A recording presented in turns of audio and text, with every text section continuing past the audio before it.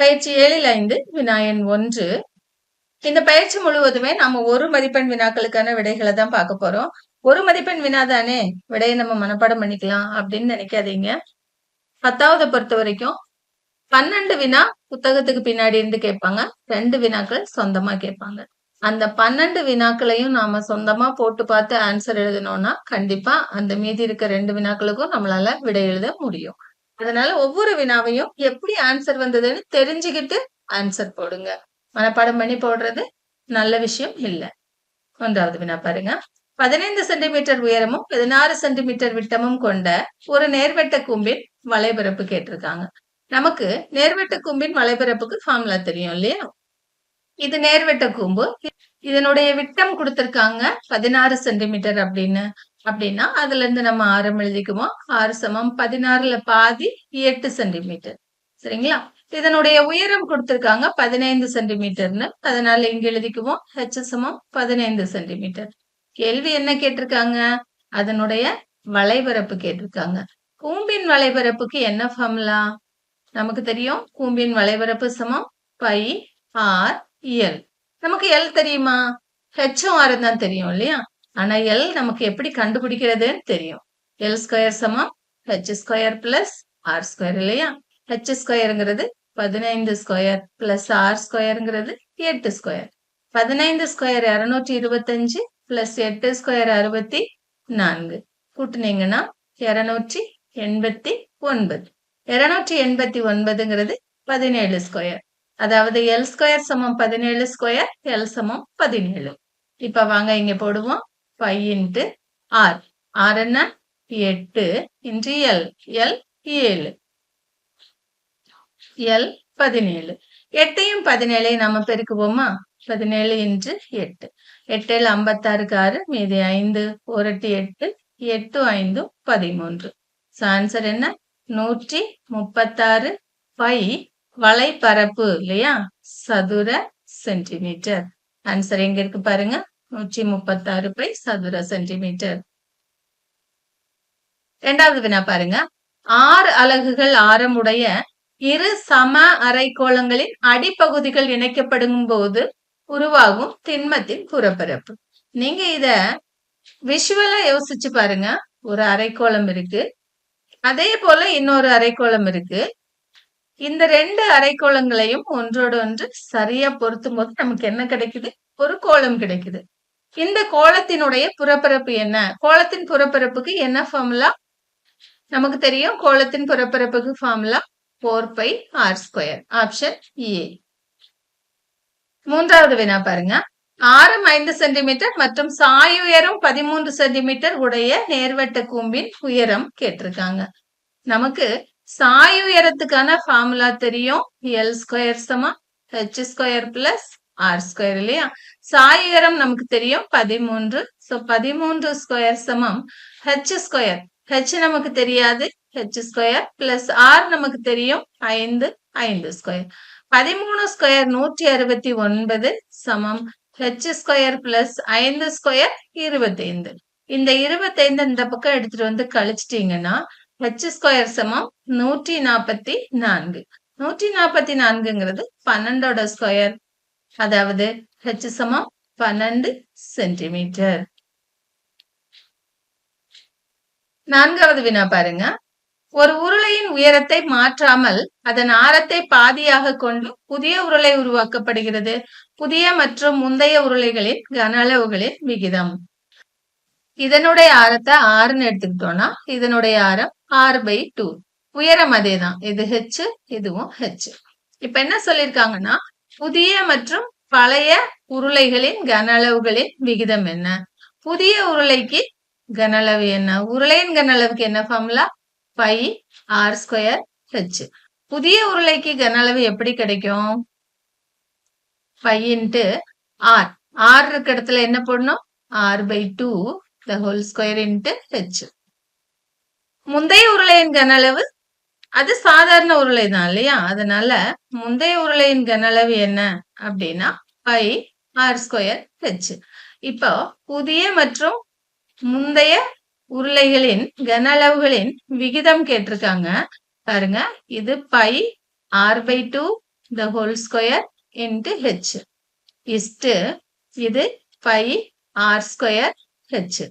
பைய பையோட அடிச்சுக்கோங்க, ஹெச்சோட அடிச்சுக்கலாம். இதை எக்ஸ்பேண்ட் பண்ணுவோம். r square by 2 is to r square.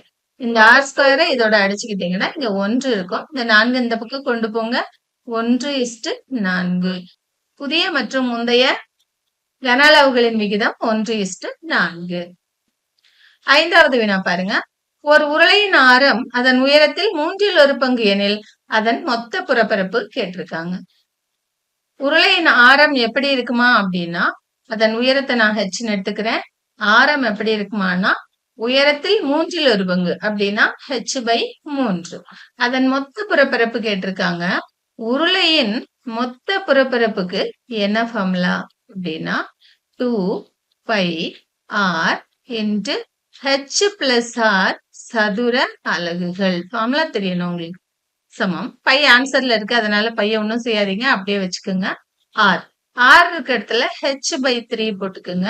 Into h plus h/3 simplify பண்ணுவோம்.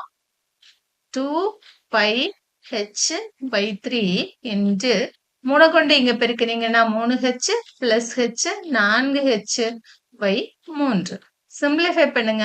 2 4 8 பை h ஸ்கொயர் பை 3 9 சதுர அலகுகள். ஆன்சர் இங்க இருக்கு இ.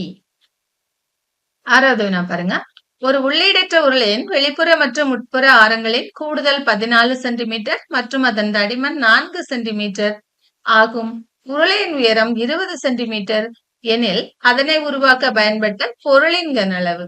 நமக்கு உள்ளீடற்ற உருளையின் கன அளவு தெரியும் இல்லையா?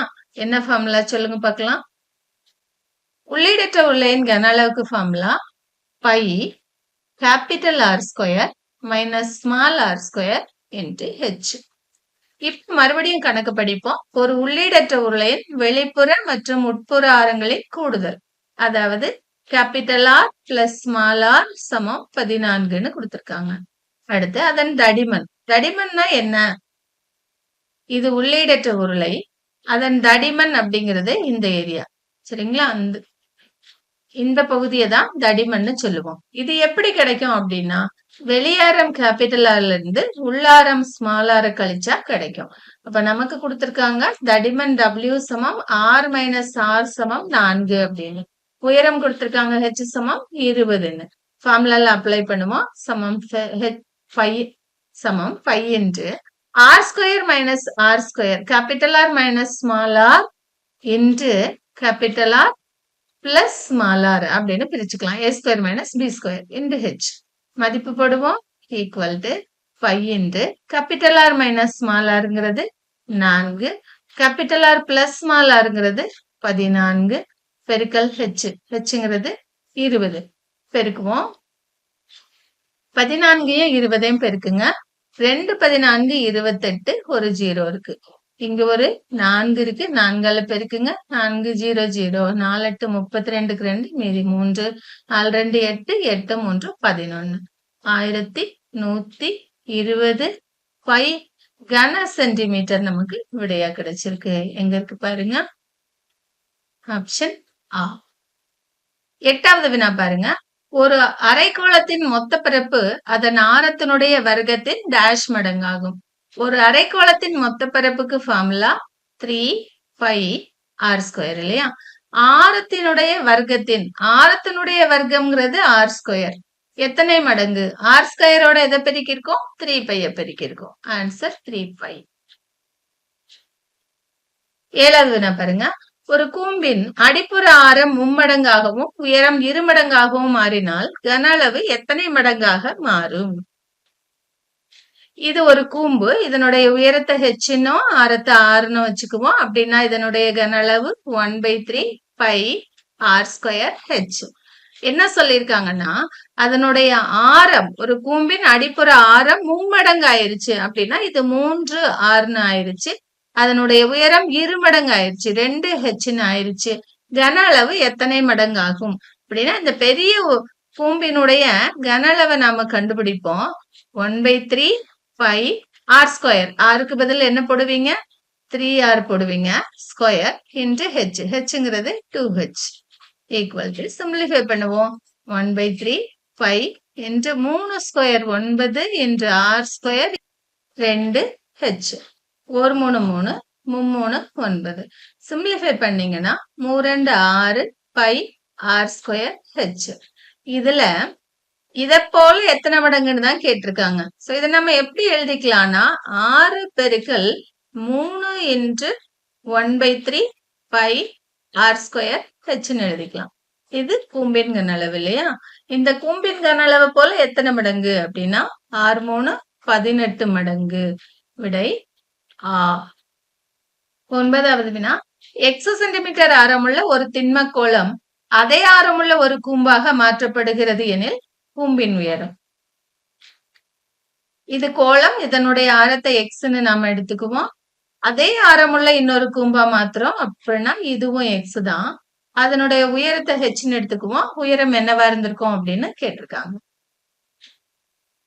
கோளத்தின் கன அளவு நமக்கு தெரியும் 4/3 பை ஆர் கியூப். அதே தான் கூம்பா மாற்றம். அதனுடைய கன அளவு 1/3 பை ஆர் ஸ்கொயர் ஹெச். நமக்கு ஆருக்கு பதில் என்ன கொடுத்திருக்காங்க எக்ஸ்ன்னு கொடுத்திருக்காங்க. சோ இந்த இடத்துல எக்ஸ் போட்டுக்குவோம். இப்ப பாருங்க இந்த 3 இந்த 3யோட பையோட கேன்சல் ஆயிடுச்சு. எக்ஸ் கியூப்ல கியூப் அடிச்சுக்குங்க, இங்க எக்ஸ் ஸ்கொயர் அடிச்சுக்குங்க. அப்ப என்ன இருக்கு அப்படின்னா வலது பக்கம் ஹெச் மட்டும் இருக்கு, இடது பக்கம் 4 எக்ஸ் இருக்கு. சோ ஹெச் என்பது எவ்வளவு 4 எக்ஸ். 10வது வினா பாருங்க 16 சென்டிமீட்டர் உயரமுள்ள ஒரு நேர்வட்ட கூம்பின் இடைக்கண்ட ஆரங்கள் 8 சென்டிமீட்டர் மற்றும் 20 சென்டிமீட்டர் எனில் அதன் கன அளவு.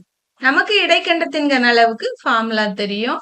ஃபார்முலா என்ன 1/3 pi h into capital R square plus capital R small R plus small R square கன அலகுகள். இதுல அவங்க கொடுத்திருக்கதெல்லாம் அப்ளை பண்ணுங்க. 1/3 பை ஆன்சர்ல இருக்கு அப்படியே வச்சுக்கோங்க. ஹெச் ஹெச்ங்கிறது 16 இன்டு கேபிட்டல் ஆர். கேபிட்டல் ஆர்ங்கிறது 20. பெருசு ஏதோ அதை கேபிட்டல் ஆர்ன்னு எடுத்துக்கணும். 20 square plus capital R into small R 20 into small ஆர்ங்கிறது 8 plus small R square 8 square. Simplify பண்ணுங்க 1/3 5 into 16 into 20 square 400 plus 20 into 8 160 plus 8 8 64 சமம் 1/3 5 இன்டு 16 இன்டு இதை கூட்டுனீங்கன்னா 624. 1 3 3 2 3 6 0 8 208ஐயும் 16ஐயும் பெருக்குனீங்கன்னா 3328 கிடைக்கும். இங்க ஒரு பை இருக்கு இல்லையா அதை எடுத்தீங்க போட்டீங்கன்னா 3328 பை கன சென்டிமீட்டர். ஆப்ஷன் ஆ. 11வது வினா கீழ்காணும் எந்த இரு உருவங்களை இணைத்தால் ஓர் இறகு பந்தின் வடிவம் கிடைக்கும். இறகு பந்து எப்படி இருக்கும் யோசிச்சு பாருங்க. பாருங்க இறகு பந்து இப்படிதான் இருக்கும். இதுல இங்க இருக்கிறது ஒரு அரைக்கோளம், இங்க இருக்கிறது ஒரு இடைக்கண்டம். கூம்பின் இடைக்கண்டம் மற்றும் அரைக்கோளம் இ. 12வது வினா R1 அலகுகள் ஆரமுள்ள ஒரு கோளப்பந்து உருக்கப்பட்டு R2 அலகுகள் ஆரமுள்ள 8 சம கோளப்பந்துகளாக ஆக்கப்படுகிறது எனில் R1:R2 என்னன்னு கேட்டிருக்காங்க. நமக்கு கோளத்தின் கன அளவுக்கு ஃபார்முலா தெரியும். 4/3 பை R1 கியூப். அதை உருக்கி 8 கோளங்களா மாத்துறாங்க. அதனுடைய கன அளவு 4/3 பை R2 கியூப். சிம்பிளிஃபை பண்ணி R1:R2 கண்டுபிடிக்கணும். 4/3 பை எல்லாம் கேன்சல் ஆயிடும். R1 கியூப் சமம் 8 R2 கியூப். இத 2 R2 the whole cubeன்னு மாத்திக்கலாம். உங்களுக்கு என்ன கிடைச்சிருக்கு R1 கியூப் சமம் 2 R2 the whole cubeன்னு கிடைச்சிருக்கு. கியூபை விட்டுருங்க, விட்டுட்டீங்கன்னா R1 சமம் 2 R2ன்னு கிடைச்சிருக்கு. R1:R2 தான் உங்களுக்கு வேணும். அதாவது R1/R2 சமம் 2/1 சமம் 2:1. விடை ஆ. 13வது வினா, 1 சென்டிமீட்டர் ஆரமும் 5 சென்டிமீட்டர் உயரமும் கொண்ட ஒரு மர உருளையிலிருந்து அதிகபட்ச கன அளவு கொண்ட கோளம் வெட்டி எடுக்கப்படுகிறது எனில் அதன் கன அளவை கன சென்டிமீட்டரில் காண்க. பாருங்க, இது ஒரு உருளை, அதுக்குள்ள ஒரு கோளம் இருக்கு. என்ன சொல்லிருக்காங்கன்னா, இந்த உருளையின் ஆரம் 1 சென்டிமீட்டர்னு சொல்லிருக்காங்க. சரிங்களா? அப்ப இது ஆர் சமம் 1 சென்டிமீட்டர். அதுக்குள்ள இருந்து வெட்டி எடுக்கக்கூடிய இந்த கோளம் இருக்கு இல்லையா, அதனுடைய ஆரம் என்னவா இருக்கும்? கண்டிப்பா 1 சென்டிமீட்டரா தான் இருக்கும் இல்லையா? ஏன்னா அந்த உருளைக்குள்ள இருந்தா இதை நாம வெட்டுறோம். அதை விட அதிகமா கண்டிப்பா இருக்க முடியாது. 1 சென்டிமீட்டர். அப்படின்னா கேள்வி என்ன? அதனுடைய கன அளவு என்ன? இந்த கோளத்தினுடைய கன அளவு என்ன? கோளத்தின் கன அளவுக்கு என்ன ஃபார்முலா? 4/3 pi R cube. ஆர்க்கு பதில் நமக்கு என்ன? 1. 1 கியூப் என்ன? 1 தான். அப்படின்னா 4/3 பை. ஆப்ஷன் ஆ. 14வது வினா, இடைக்கண்டத்தை ஒரு பகுதியாக கொண்ட ஒரு கூம்பின் உயரம் மற்றும் ஆரம் முறையே h1 அலகுகள் மற்றும் r1 அலகுகள் ஆகும். இடைக்கண்டத்தின் உயரம் மற்றும் சிறிய பக்க ஆரம் முறையே h2 அலகுகள் மற்றும் r2 அலகுகள் மற்றும் h2:h1 சமம் 1:2 எனில் r2:r1 இன் மதிப்பு என்ன? இது கூம்பு. இந்த கூம்பினுடைய ஆரம் h1 அப்படின்னு சொல்லியிருக்காங்க. இந்த கூம்பினுடைய உயரம் h1னும் ஆரம் r1ன்னு சொல்லியிருக்காங்க. அடுத்து இதுல ஒரு இடைக்கண்டம் இருக்கு. இடைக்கண்டம்னா என்ன? கூம்பிலிருந்து வெட்டி எடுக்கப்பட்ட பகுதி இடைக்கண்டம். சரிங்களா? இது இடைக்கண்டம். இந்த இடைக்கண்டத்தின் உயரம் h2ன்னு சொல்லியிருக்காங்க. அப்படின்னா இதுல இருந்து இது வரைக்கும் உள்ள உயரம் h2. சரிங்களா? இதனுடைய இந்த சிறிய ஆரம் இருக்கு இல்லையா, இது r2ன்னு சொல்லியிருக்காங்க. இப்ப பாருங்க, கேள்வி r2:r1 என்னன்னு கேட்டிருக்காங்க. நம்ம கிட்ட ஒரு செங்கோண முக்கோணம் இருக்கு. அதை எடுத்து வரைகிறேன் பாருங்க. பாருங்க, இந்த படத்துல இருந்து இந்த 2 செங்கோண முக்கோணத்தை எடுத்து வரைஞ்சிருக்கேன். இதுல இது r1, இது h1, இது r2. இது எவ்வளவு அப்படின்னா இந்த h1ல இருந்து இந்த h2வை கழிச்சா கிடைக்கிறது. அப்படின்னா இது h1 மைனஸ் h2. அடுத்து கணக்குல சொல்லிருக்காங்க h2:h1 = 1:2. அதுக்கு என்ன அர்த்தம்னா h2/h1 சமம் 1/2. அதாவது h2 1 மடங்குன்னா h1 2 மடங்கு அப்படின்னு சொல்லியிருக்காங்க. சப்போஸ் நம்ம h2வை kன்னு எடுத்துக்கிறோம்னு வச்சுக்கோங்களேன். அப்படின்னா h1 எவ்வளவு? 2k. h1 மைனஸ் h2 நமக்கு தேவைப்படுது. h1 மைனஸ் h2 என்ன? 2kல kவை கழிச்சிங்கன்னா k. இப்ப இதுக்கு ரெண்டுக்கும், இது 2 செங்கோண முக்கோணங்கள் வடிவொத்தவை. வடிவொத்தவை அப்படின்னா அவற்றின் பக்கங்களின் விகிதங்கள் சமம். அதாவது இந்த h2 இந்த பக்கத்தை எடுத்துக்கிறோம்னு வச்சுக்கோங்களேன். h1 minus h2 by h1 சமம், அடிப்பக்கத்தை எடுத்துக்குங்க, r2/r1. h1 மைனஸ் h2 தான் kன்னு கண்டுபிடிச்சு வச்சிருக்கோம். அதை இந்த இடத்துல போடுவோம். k/h1. h1ங்கிறது என்ன? h1ங்கிறது 2k. k/2k சமம் r2/r1. இதை அடிச்சிங்கன்னா 1 இல்லையா? அதாவது r2/r1 சமம் என்னன்னு கிடைச்சிருக்கு? 1/2. 1/2ன்னா 1:2. விடை ஆ. 15வது வினா பாருங்க. சமமான விட்டம் மற்றும் உயரம் உடைய ஒரு உருளை, ஒரு கூம்பு மற்றும் கோளங்களின் கன அளவுகளின் விகிதம். சமமான விட்டம் மற்றும் உயரம் அப்படின்னா உயரம்ங்கிறது விட்டத்துக்கு சமம். விட்டம்ங்கிறது 2r. இப்ப வாங்க கணக்க போடுவோம். ஒரு உருளை, உருளையின் கன அளவு என்ன? 5r²h. ஓகேங்களா? இஸ்டு கூம்பு, கூம்பின் கன அளவு 1/3 πr²h. அடுத்து கோளம், கோளத்தின் கன அளவு 4/3 πr³. இப்ப எல்லாத்துலயும் பை இருக்கு, அதை கேன்சல் பண்ணிருங்க. பண்ணிட்டு r² அப்படியே இருக்கட்டும். ஹெச்சுக்கு பதில் என்ன போடணும்? 2rன்னு போடணும். 2r இஸ்டு 1/3 r² இன்ட்டு ஹெச்சுக்கு பதில் 2r இஸ்டு 4/3 r³. இப்ப பாருங்க, எல்லா பக்கமும் r 3 தடவை இருக்கு. இங்க 2, இங்க 1. இங்க 2, இங்க 1, இங்க r³ இருக்கு. சரிங்களா? மிச்ச நம்பர் என்ன இருக்கு பாருங்க. 2:2/3 4/3. இது எல்லாத்தையும் 2ஆல வகுத்துருவோமா? வகுத்தீங்கன்னா இது 1:1/3 2/3. 3ஆல பெருக்குங்க இத. 3ஆல பெருக்குனீங்கன்னா 3:1:2. Option E.